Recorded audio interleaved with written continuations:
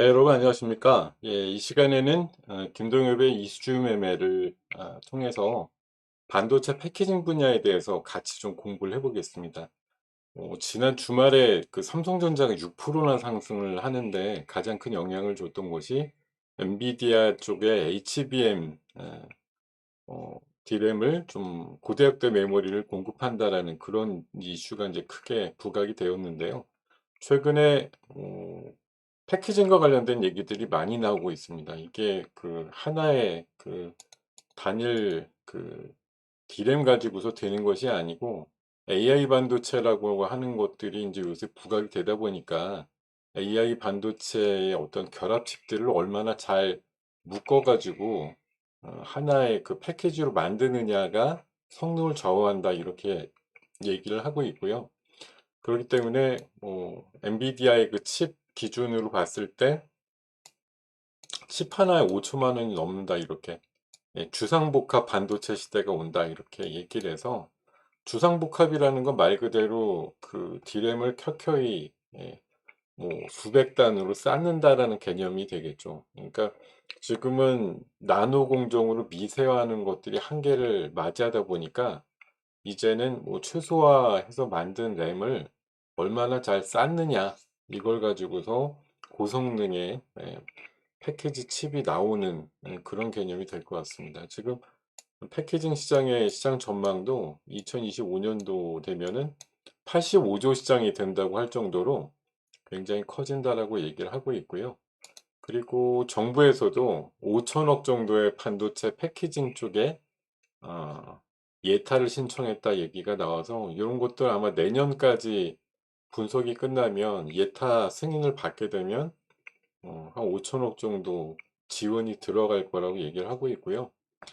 지금 보면은 3D 패키지나 2.5D 패키지, 펜아웃 패키지, 플립칩, 뭐 FC BJ라고 하는 테스트 검사 분야 같은 것들 포함해서 여러 가지 패키징과 관련된 섹터의 기술 개발과 관련된 정부의 뭐그 정책이 도입이 될 것으로 생각하고 있습니다. 그러다 보니까 지금 업계에서도 굉장히 중요시 여기는 후공정 분야의 패키징 쪽에 많은 기업들이 관심을 갖거나 아니면 그 기업들이 또 시장에서 주목받고 있는 모양들이 나오는데요. 제가 지난주 그 제가 사는 그 수원 쪽에서 어드밴스드 세미컨덕터 패키징 쇼라고 하는 그 반도체 그 패키징과 관련된 쇼가 3일간 일정으로 있었는데 거기를 조금 늦게 알게 돼가지고 이 마지막 날 오후에 잠깐 가서 참관을 좀 하게 됐습니다. 갔다 온 결과를 간단하게 보고 드리면서 여기에서 어떤 투자 아이디어를 좀 골라보면 좋겠다. 이게 자주 있는 쇼도 아니고요. 이 패키징 쪽에 관련돼서 그래도 좀 특성화된 그런 좀 행사가 있었던 것 같습니다. 자, 보면은 이런 패키징 공정 장비 쪽과 관련돼서 다양한 장비들이 소요가 된다라는 걸 보여주는 그런 사진이 되겠고요. 특히 이제 삼성전자 부스가 있었는데 뭐 3D X 큐브처럼 이렇게 하나의 어떤 패널 안에 다양한 칩들을 이렇게 꽂아 넣는 그런 개념들이 소개가 많이 되고 있다. 이게 이제 HBM의 어떤 뭐 시초라고 볼 수가 있겠습니다. 관련해서 상장 기업들 중심으로 좀 부스들을 찾아가 봤는데요. 뭐 가장 눈에 띄었던 건 이제 최근에 한번 세게 올랐던 프로텍. 세계 속의 당당한 프로텍이라고 해서 꽤 강한, 꽤 큰 규모의 부스를 차려놓고 있었던 것이 좀 인상적이었고요. 그 다음에 펨트론. 요것도 반도체 패키징 쪽에 좀 떠오르는 별 같은 그런 느낌이고 굉장히 큰 부스를 또 만들어 놓고 거의 그 프로텍하고 양강 체제를 벌이는 그런 삼성 부스 바로 옆에 이렇게 부스를 차려놨더라고요. 자, 그리고 엔젯 있었고 오킨스 전자 이렇게 조금 중소기업들도 나도 패키징 기업이야 이렇게 나름대로 부스를 차려놓고 있었습니다. 그리고 서플러스 글로벌 이 중고 반도체 장비 쪽으로 해서 굉장히 유명한 회사죠. 이 회사도 다양한 제품들 라인업이나 특히 이제 용인에 있는 그 서블러스 글로벌의 이제 용인 공장, 전시장 이런 것들에 대한 이제 축소판 소식을 좀 전하고 있었고요. 레이저 셀이라고 레이저 광원으로 이렇게 넓적한 평면을 좀 커버하는 레이저를 광원으로 하는 또 패키징 장비 회사 레이저 셀이 또 좀 유독 눈에 띄었습니다.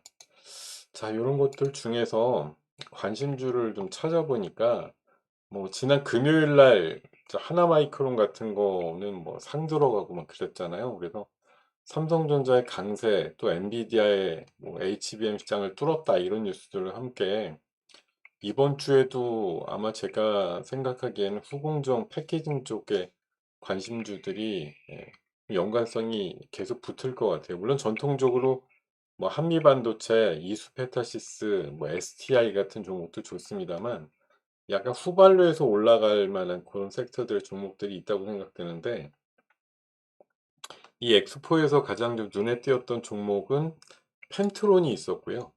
또 레이저셀이라는 종목이 눈에 띄었고 레이저셀 담당자와는 잠깐 좀 얘기를 해봤는데 뭐 TSMC에도 일부 시제품 같은 것들이 들어가고 있다라고 얘기를 합니다. 뭐 원래 분기 매출만 보면은 별로 숫자가 없어서 뭐 어느 정도나 들어갈지는 아직 미지수긴 한데요. 이 본딩 장비라든가 이런 거 만들 때 레이저셀의 이 레이저가 역할을 좀 한다라고 얘기를 하고 있고요. 관련해서 뭐 리포트를 보면은 펜트로는 S&T 검사 장비 쪽으로 꾸준한 매출이 나올 걸로 예상하는 그런 리포트들이 있었고요. 레이저셀은 분명히 신기술을 갖고 있는데 이제 숫자로 증명이 필요하다 이렇게 얘기하는 최근 리포트가 한 6월 달에 좀 나온 게 있었습니다. 제가 봐서는 그 가서 직접 좀 보고 온 상황에서는 펜트론하고 레이저셀에 대해서 관심을 가져볼 만하고요.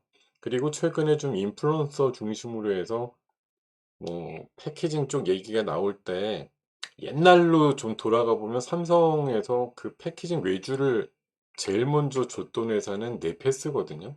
근데 네페스는 사실 한 3년 전에 그 이슈로 해서 잠깐 좋았다가 기업 실적이 굉장히 좀 안 좋아졌어요, 최근에. 그러면서 주가도 좀 많이 좀 내려가 있었는데 그래도 비교적 그 네페스 후신으로 최근에 그 후공정 패키징 쪽을 좀 뭐 외주를 맡긴 회사가 바로 하나마이크론이고 그 회사는 이제 금요일 날 상 들어가면서 이런 효과를 톡톡히 볼 것 같다 이렇게 얘기를 하고 있고요.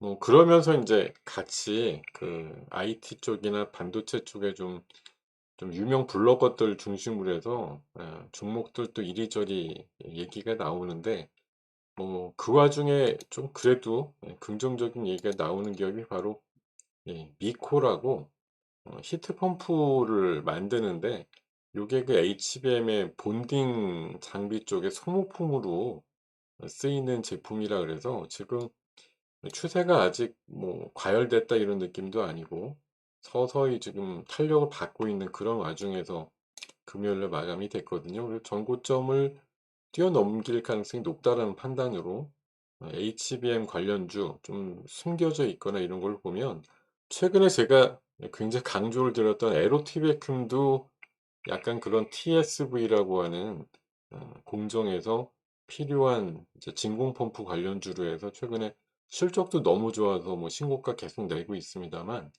HBM 쪽에 본딩 장비 쪽에 소모품으로 쓰이는 펌프 관련주로 미코를 보시는 것도 좋겠다 이렇게 말씀을 드려보겠습니다. 자, 오늘은 반도체 패키징 쪽으로 해서 투자 아이디어를 좀 알아봤습니다. 네, 이상 줄이겠습니다.